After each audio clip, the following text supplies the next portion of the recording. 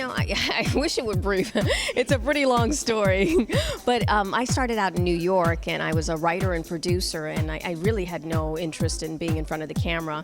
But most of the reporters that I worked with, and sometimes I would write news stories for them, they encouraged me to get in front of the camera, and I went ahead and I did, and they saw the work that I did, and as soon as I saw myself, I said, okay, well, I could try this. So I kind of got into it accidentally, but it was great. It was wonderful, and that was years ago. I won't go into how many years it was, but then eventually I moved from New York to Los Angeles. Then I moved to Houston, Texas.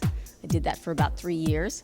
Children's issues are always a big thing for me. So anytime that we bring light to the wonderful work that we do with autism, or we talk about autism or kids with special needs, that's really super important for me. There is a sadness a lot of times when we talk about children being abused, but then again, that's been one of my campaigns. When I was in Houston, Texas, I was a board member for Children at Risk, and we would always talk about children's issues, and a lot of it was things that you wouldn't even necessarily think about, but child trafficking was one of that.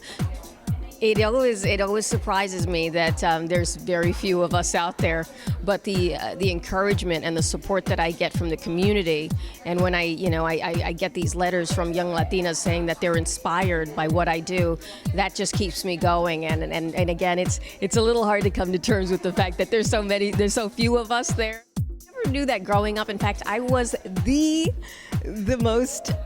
shyest kid around. In fact, I wouldn't talk for a while. There was a time when my friend said, I can't be friends with you anymore because you don't talk.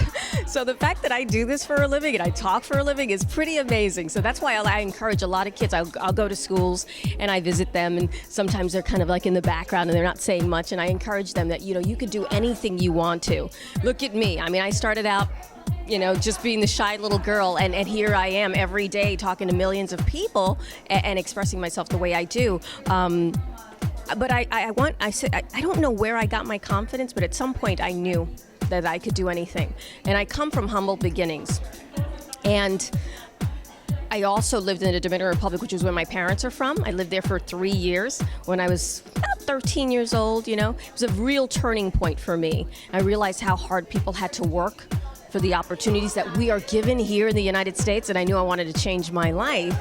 And so I think that confidence came from that. I knew that, we control our fate. We control our destinies. I'm Latina. I'm like 5'2", but you know what? When I walk around, I feel like I'm 6 foot tall. And if you can get that confidence, if you could give that to a child, that's the best present you can give them.